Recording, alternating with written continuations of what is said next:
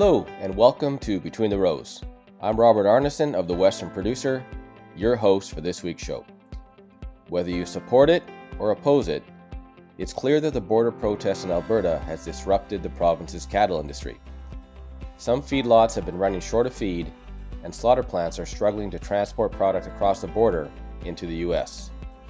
Alberta Premier Jason Kenney has ended the province's vaccine passport system, but protesters might be sticking around.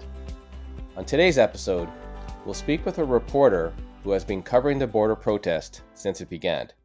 Right now, the protesters on the ground are, it doesn't matter what government announcement happens about future ending of regulations. They say they're committed on staying there until the pandemic restrictions are lifted.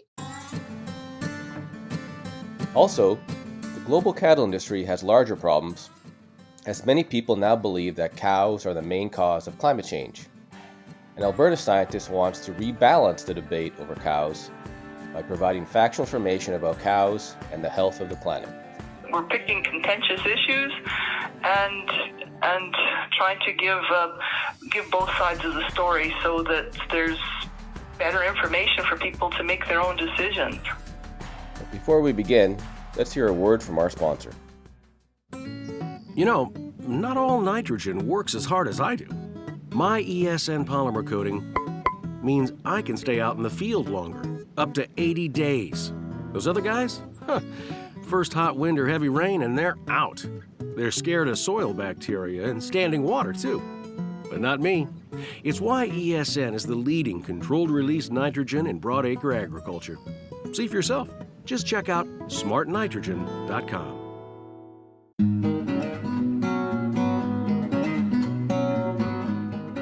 First up, Alex McQuaig, a reporter with the Western Producer in Medicine Hat, has spent most of the last 10 days covering the protests near the U.S. border in Alberta.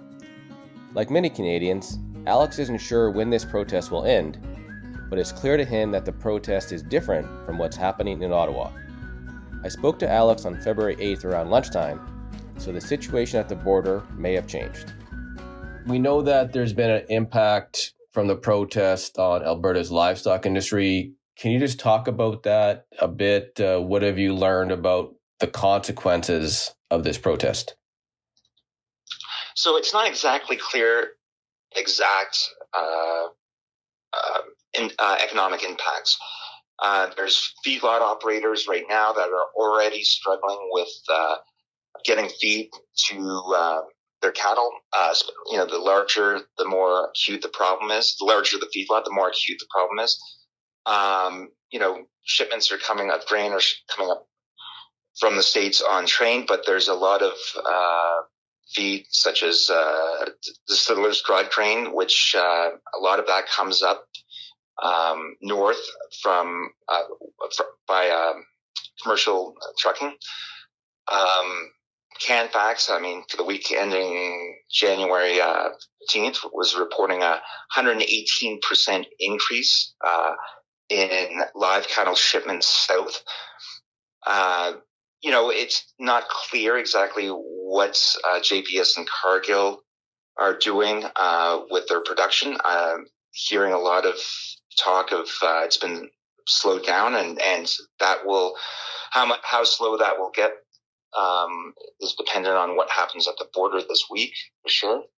And there's definitely it's going to impact people, whether they're feeling it right now today, maybe not, but there's a lot of space in those feedlots that there are a lot of pens that were expected to be empty this month might be occupied a bit longer, and that just compounds some of the issues. Right. So the point being is that if you're a feedlot operator and Cargill or JBS are not buying animals for slaughter right now because they reduced their capacity for whatever reason, then you're stuck with a larger herd for a longer time in a situation where feed costs are high or there's not feed available. So it's a really difficult situation. Yeah, absolutely. Okay. Absolutely. And you're already dealing with, on the trucking side, you're already dealing with some issues. On the trucking side, I mean, even before the new cross-border pandemic restrictions came into effect, I mean, you're dealing with the increased regulatory regime that came out of the Humboldt crash. So you've already got, an extra layer of paperwork to do there. And then you've got this added issue of a shortage or the existing shortage of drivers. And then on top of that, you have another hurdle to the trucking industry with the mandates for cross-border travel and the need for vaccinations of truckers. So you've been reaching out to some agriculture groups that represent the beef industry and the livestock industry, but it seems like some of these groups are reluctant to comment on the protest. What's your sense of why that is? Well, I think in the agricultural sector, I mean, they've gone through a lot with both the drought and the pandemic. They want to get back to a sense of normalcy, at least only having to deal with one problem at one time, not a multitude of issues. There's definitely support for getting rid of the mandates.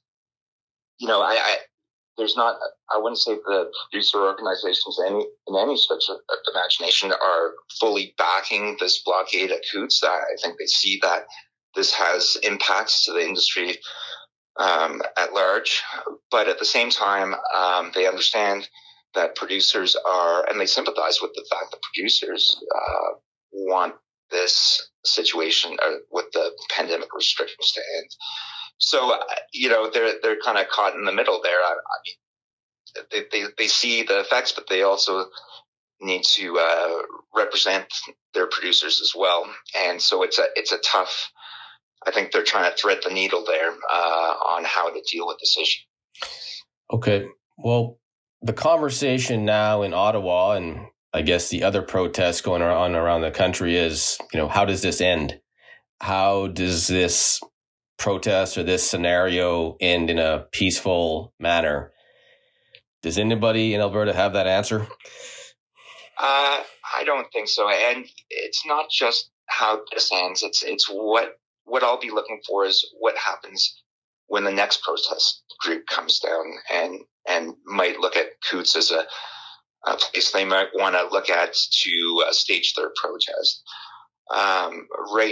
Right now, I mean, the protesters on the ground are, it doesn't matter what government announcement happens about future ending of regulations. They say they're committed on staying there until the pandemic restrictions are lifted. So regardless of what happens, we've got Premier Jason Kenney expected to talk today about the timelines. The protest groups down there are saying, regardless of what he says, they're down there until the mandates are lifted. And so that seems to be the end point of this. But I'll be looking at the issues long term as well, because there are groups that might see this as a blueprint to how to get government to act, and whether it's because of public health restrictions or because of land claims or because of environmental policy, it's endless. But what will likely be different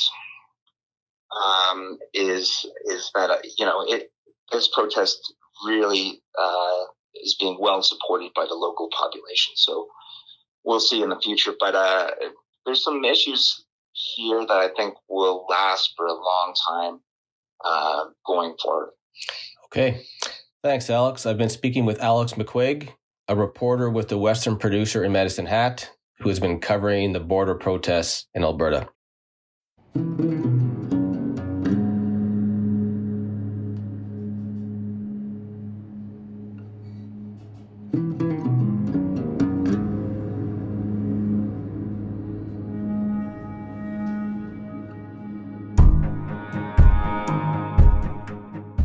Next up, media coverage of cattle and the environment has shifted towards the negative, highly negative. In the last year, headlines have said that cattle are the new coal and that cows are destroying the world's wildlife. Kim Stanford, a University of Lethbridge scientist, wants to provide a more balanced picture of cattle through a podcast called Cows on the Planet. I spoke with Kim from her office in Lethbridge. Hey Kim, thanks for coming on Between the Rows. I really appreciate it. Yeah, I'm glad to be here, Robert. So let's talk about Cows on the Planet podcast. Can you explain sort of how this came about and why you're part of this podcast? Well, it came about because the group that's involved in producing the podcast, which is me, Tim McAllister of Agriculture Canada, and Kim Ominski from the University of Manitoba, we'd all been noticing that there was some pretty, we'll call it one-sided information appearing about cattle and beef in the media, and we wanted to instead, we want to present the good, the bad, but a balanced perspective, so that it's like useful information for people that might have some questions about where their food is coming from. So what were some of the stories or coverage that you found quite concerning? Was it the story about comparing, I guess, cows are the new coal, or what really stood out for you that's being unbalanced? We did. One of our first episodes was actually about greenhouse gases produced by cattle compared to other sources, and it's all about how it's weighted. So yes, cattle do produce methane, but they do not produce more greenhouse gases than all transportation and other food production and everything all combined. Like you see things in the media that are giving like quite ridiculous numbers for some stuff. A podcast that we're just going to record today is about how much cattle are contributing to deforestation in the Amazon. And if you look on some sources, you'll find, okay, cattle are like, they're the main drivers. They're the ones, it's grazing cattle that's leading to deforestation of the Amazon. But we're going to be talking to a scientist from Brazil that spent the last 15 years or more studying all the different causes of deforestation in the Amazon. And we know that cattle are involved, but it's not, it's not that simple. Usually it's, there's quite a bit of oversimplification and put the blame on cattle when it may not totally be justified, although they're definitely contributors. So can you just tell me about some of the other topics that you've covered so far? And I guess second question, are you mostly speaking with fellow scientists? We have spoke to a number of scientists, but it's anyone who's an expert in their field. So they're not all scientists. We've a recent podcast was the relationship between cows and fish. Can you graze cattle and not damage fish populations in surrounding wetlands? And so that's our most recently released podcast. Another couple of recent ones, one on should we be eating meat that's grown in a lab? That was an eye opener for me, because I'm not an expert in lab grown meat, and the researcher who was had more concerns than I'd even thought about, that things that have to be some scientific questions that have to be solved before it becomes at all commercially viable, which is different from what is being presented by companies that are trying to get basically venture capital funding to produce lab-grown meat. So you're just hearing really fantastic stuff when it's not quite that easy. So again, getting back to the motivation, just to be clear on this, it's difficult for a scientist to be in a position where you're kind of like defending the status quo or defending the industry. That's not what really, this is about. No, we don't want, it's not just a good news story that cattle are just nothing but wonderful and eat more beef and everything will be rosy. No, we want to present both sides of the story. Like in many ways, it seems like the really negative aspect of cattle and beef production, that's what is being largely taken up by the media. So we want to look into some, we're picking contentious issues and trying to give both sides of the story so that there's better information for people to make their own decisions. Okay. And so who would you describe as your target audience for this podcast? Who are you trying to reach? Just anyone, just Canadians. We're targeting Canadians, but Canadian adults. How's that for not so targeted? Okay. Targeted audience. Pretty broad target. Okay. Yes. Yeah. No, we're not. We're trying to make it, and we try not to have it too heavy. It's not.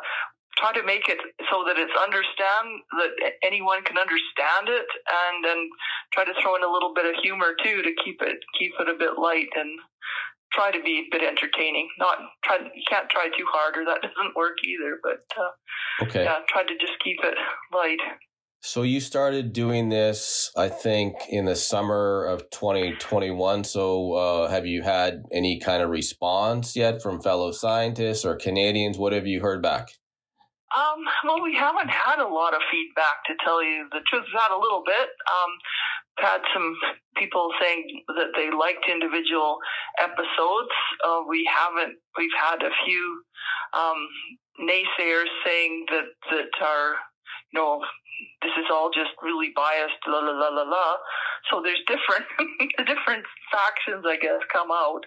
Our most negative responses were when we interviewed someone from in the U.S. who was talking about grazing on public land. So and there's a group of there should be no livestock on public lands group, and we kind of ran into that without even knowing that was even going to happen. So. Okay. Last question here. So bigger picture, this, I'm not sure I would call it negative media coverage or a lot of journalists sort of like really questioning or maybe even condemning cattle production. This has happened over the last, 5, 10, 15 years. This is not new. This is going to take quite a bit of effort and information to kind of get a more balanced perspective out there. I mean, your podcast is just a small part of that. Yeah, do you feel hopeful that it is possible to get more of a balanced story out there about raising cattle and beef production? Well, I think as a scientist, you've got to try. You can't just sit back and let some of this really, like, you listen to it and you think, oh, holy crap doodles, while you're sitting there eating your breakfast, and you know that there's another side of the story, or sometimes it's partly factual and it sounds really, good, and then it kind of goes down another garden path that making some assumptions that maybe they just don't know, like they don't know some of the aspects about cattle production, or making assumptions that are incorrect and kind of running with that. Okay, so to paraphrase, you kind of feel this is your responsibility as a scientist to kind of be part of the conversation. Yeah, and I'm an old beat up scientist, so I'm pretty close to retirement. I've been around the block a few times, so got lots of experience and involved in a lot of different aspects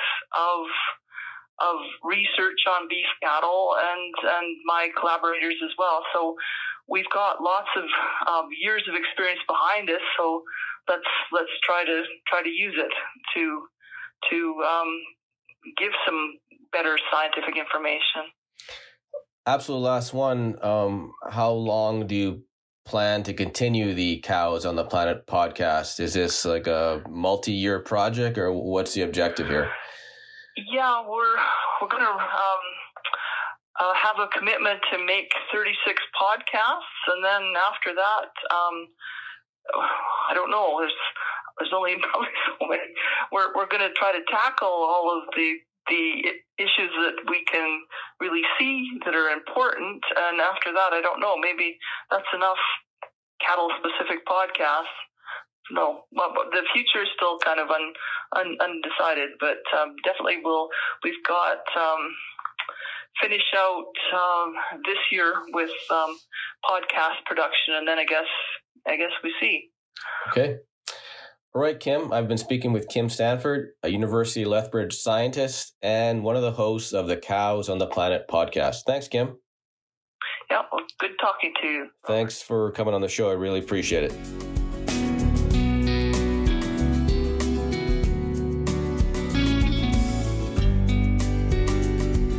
Well, that's it for this week's show. But before I go, Glacier FarmMedia and partner organizations are hosting a series of cybersecurity webinars. The next one is on February 17th. There, you can hear about some of the benefits and some of the risks of the latest food production technologies. For more information, please go to the Western Producer website at producer.com. There is a link at the top of the page to register for the webinar. I'm Robert Arnason of the Western Producer. Thanks for listening.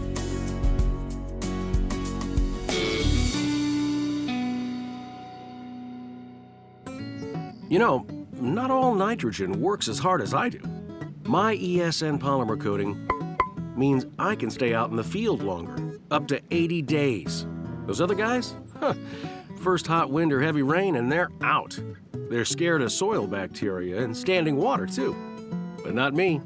It's why ESN is the leading controlled release nitrogen in broadacre agriculture. See for yourself. Just check out smartnitrogen.com.